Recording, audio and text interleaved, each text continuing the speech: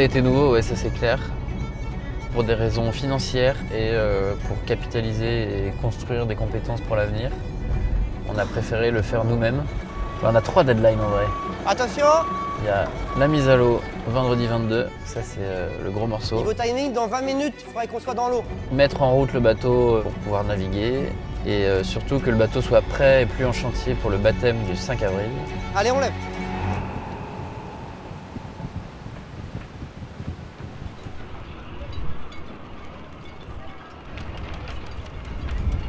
Ok. Il fallait quand même filmer parce qu'il y avait M. Réglerfond qui faisait du bricolage. On a racheté donc l'Ocean 50 de Thibaut Vauchel-Camus. C'est un trimaran qui fait 15 m 24 par 15 m 24. Le mât fait 25 mètres de haut. C'est des bateaux qui sont relativement sages en dessous de 15 nœuds de vent. Et dès qu'ils commencent à avoir plus de 15 nœuds de vent, commencent à être un peu surpuissants. Et pour nous, il y a un vrai enjeu à apprendre à dompter ce bateau-là. Mais normalement, ça reste des bateaux, comment dire, plus ou moins sages.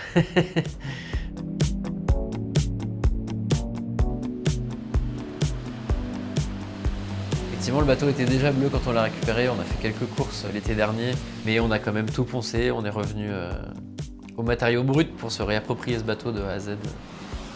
C'est un des enjeux principaux de cet hiver, ouais, où on a un peu hésité là-dessus, sur est-ce qu'on fait faire notre chantier par un chantier de construction navale, donc des pros qui vont savoir faire, qui ont leurs habitudes, leur façon de construire des pièces composites, leurs outils, etc.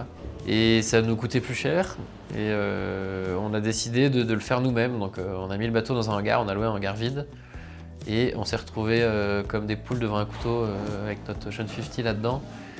Et il a donc fallu acheter tout un tas d'outils, tout un tas de matériel et puis de ressources ensuite humaines pour nous aider à construire. Et on a littéralement tout démonté et tout remonté sur le bateau. Et notre objectif, c'était vraiment de travailler sur l'ergonomie du bateau. L'effort, il est relou. Là, je trouvais ça beaucoup mieux de faire ça que d'aller faire ça. On a réfléchi à pas mal de scénarios. Normalement, on va être mieux en Grand Prix parce que ce sera très ouvert, un bateau très agréable et très performant. Et mieux au large aussi avec une casquette très couvrante. Si ça se trouve, eux, ils mettent juste des bouts de 8 dans le constructeur 6, 8 max. Déjà, dans mon équipe Interinvest Sailing Team, il y a 2 familles un peu. Il y a Mathilde et moi qui sommes plutôt dans la gestion de projet. Et après, il y a l'équipe technique chapeautée par Vincent Lancien, qui est donc le boat captain du bateau. C'est lui qui gère tous les aspects techniques autour du bateau. Et on a recruté Sébastien Prampart, qui sait tout faire, touche à tout, bricole tout. Et après, on a Romain qui est en alternance avec nous, un autre couteau suisse qui nous aide sur tous les sujets. Et ensuite, on a eu toute une équipe de boat builders, donc des mecs qui construisent des bateaux. Au plus fort du chantier, parfois je passais au chantier, il y avait 15 personnes sur le bateau, à s'affairer dans tous les sens. Donc c'est très enthousiasmant, mais aussi un peu stressant, parce qu'on sait aussi que c'est 15 bouches à nourrir et à payer en fin de mois. Donc difficile de calibrer le volume de boulot, le temps que ça représente et donc les forces humaines qu'il faut. Ça, c'était une vraie tâche cet hiver. Voilà, la deadline, c'est le 22 mars et il faut que tout soit prêt et qu'on sorte du chantier à ce moment-là pour ensuite commencer à naviguer et être prêt pour pouvoir accueillir nos partenaires qui viennent baptiser ce beau bateau et qui vont donner en fait le coup d'envoi de la saison.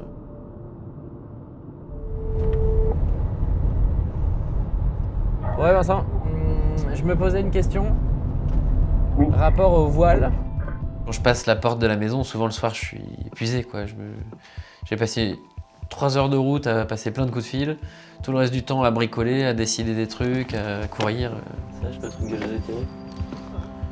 Pour moi, il y a un doux mélange à trouver entre ma préparation à moi en tant que sportif et la gestion de l'entreprise, en parallèle avec une vie de famille accomplie. J'essaye de me tenir à des séances de prépa mentale et de prépa physique le plus régulières possible. Je le répète souvent, c'est vraiment une des courses qui se gagne avec la tête. Donc, si on veut garder la lucidité le plus loin possible, tout en étant sur des bateaux très exigeants physiquement, il faut être le plus en forme possible. Voilà, ça c'est fait.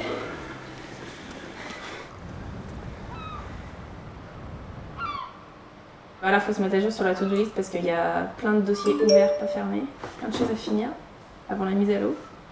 Ah, le haut-parleur, faut aller le récupérer ce matin. La capitaine, ouais. Décaler sel, médecine du travail, c'est fait. Traiteur pour baptême, est-ce qu'il faut faire lancer des devis, des choses ou pas? Non, faut juste filer des contacts. Ok. Donc ça peut être pas con de le faire, ouais. Ouais. C'est tout under control.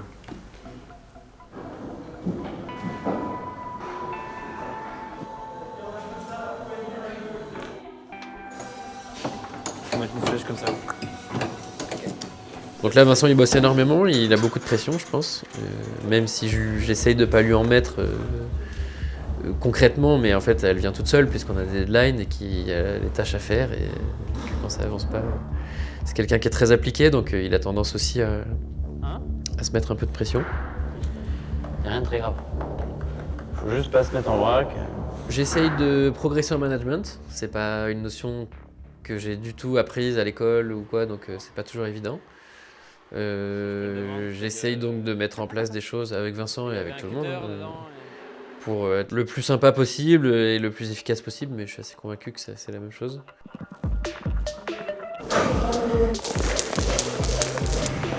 « 5 secondes. Et là, t'es en petite vitesse, 3, 2, 1. Il y a des bouts de...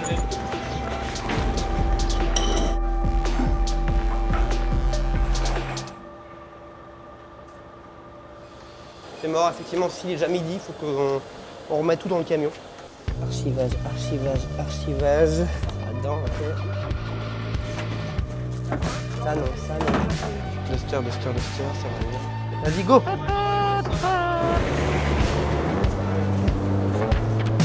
Validé! Le bateau il pèse 3,5 tonnes à peu près, et c'est un bateau qui coûte un peu plus d'1,5 million d'euros. Attention! Donc oui, c'est sûr que les manutentions, c'est des moments un peu tendus. Et puis on est vraiment responsable du truc maintenant, donc quand on... C'est nous qui passons les élingues pour soulever le bateau, les sangles, c'est nous qui les clipsons. Donc il faut prendre cette responsabilité et savoir se mettre au niveau, être bien concentré.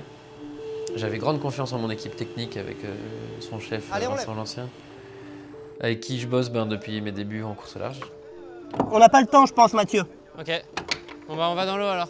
Vous montez dès que vous pouvez dessus?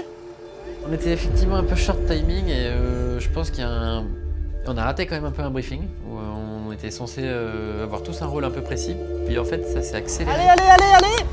Ok, vas-y, on enclenche en arrière, on y va. Vincent, faut passer de l'autre côté. Donc on s'est un peu crié 3-4 infos comme ça rapidement et... J'arrive pas à tourner. Reviens en dessous pour me mettre le nez là-bas. Ah, des sensations. Voilà. Ça fait du bien. Yeah! Et tout ça s'est fait de façon, je crois, relativement calme. Il y a eu un peu d'excitation, mais parfois, il faut juste savoir réagir vite aussi. Alors, monsieur Perrault, ça fait quoi d'avoir un beau bateau? C'est pas mal, hein. J'arrête pas de dire à Julie en me levant qu'aujourd'hui c'est un grand jour. Elle me dit, mais c'était pas déjà le cas il y a 2 semaines? Ah oui, si, c'est vrai. Donc là, c'est encore un grand jour puisqu'on va naviguer sur le bateau. Et voilà, je pense qu'on a de la chance de vivre ça comme des grands jours, hein, parce que ça veut dire qu'on a des étoiles dans les yeux, on est super content de faire ce qu'on fait. Mais vraiment, l'unique objectif, c'est d'aller à Pornichet. Enfin, le vrai objectif, c'est ça. En un seul morceau, avec sans péter trop de trucs. Et du coup, c'est un bateau qui se retourne, donc faut faire gaffe dans toutes les conditions. Du coup, on pousse plus ou moins au milieu, on essaie de se décaler de lui. Ouais. Et mettre le nez dans l'axe. Good? All good. Allez! Avant lente. Un tout petit chouille d'avant, tu regardes si on recule pas quoi. Gaz. Non, switch. Gaz fort, c'est bon, ça va, ça le fait bien. Puisqu'on vous dit qu'on maîtrise. Alors le but du jeu, c'est de le ramener à la maison. Ça, c'est vraiment ça l'enjeu, pour pouvoir être beaucoup plus efficace dans toute notre préparation technique. Là, en plus, maintenant, on a les bureaux, un local technique.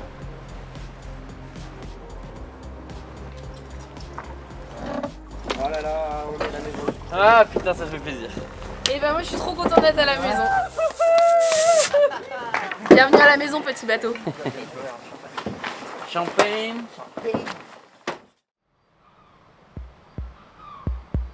Le numéro 11, il a été vraiment... Ouais, quasiment, on est presque prêt pour le baptême. On a beaucoup bossé avec Mathilde dans les bureaux, nous-mêmes, mais aussi pour des questions évidemment économiques. On a fait un truc qui est bien à notre image, je trouve, qui est chouette, très chaleureux. Voilà, on va être super content d'accueillir tous les gens qui bossent avec nous, mais aussi nos partenaires. Ça va? Alors, il te plaît? Il y a aussi un sentiment de fierté de temps en temps de se dire que tout ce bordel là autour de moi, le gros bateau, les outils, les gens, machin, tout ça, c'est des moments qui sont forts. Surtout quand c'est un projet qu'on a monté depuis le début. Je crois que dans toutes ces histoires, c'est des rencontres humaines et puis on ferait pas tout ça si t'étais pas là. Donc on le fait parce que c'est toi, parce que tu es venu nous démarcher avec les valeurs qui nous plaisaient bien. J'en profite aussi, voilà, parce que l'entrepreneuriat, c'est une aventure humaine. C'est que tout ça, ça serait pas possible sans mon père. C'est mon père qui est à l'origine de ce groupe, qu'il a créé il y a 30 ans. Il aimait ce projet, il aimait cette voile. On a appelé ce bateau Danici parce qu'il s'appelait Daniel. Donc j'espère que voilà, ce bateau lui rendra hommage et honneur. Merci Marc. Bravo, merci beaucoup Marc, c'est super sympa. On le répète beaucoup en me disant non mais vous avez fait un truc super ambitieux, c'est normal que ça a été un peu long et dur par moment. C'est qu'en fait on a voulu absolument apprendre pour capitaliser pour la suite. Maintenant les chantiers on va savoir beaucoup mieux les appréhender. Je pense qu'on a fait un gros pas en avant en termes d'autonomie et de compétences au sein de l'équipe. Mon objectif c'est aussi que tous les gens de l'équipe s'approprient ce projet. Avec Kevin, avec Mathilde, avec Vincent, l'idée c'est qu'on soit 4 à être skipper du bateau et tout le monde puisse prendre le bateau, que je sois plus indispensable à tout, que le bateau il s'entraîne sans moi, que chacun se sente libre d'apporter sa contribution. Et je pense que c'est ça qui tirera tout le projet vers le haut. Un petit 17 nœuds au près, JB. Et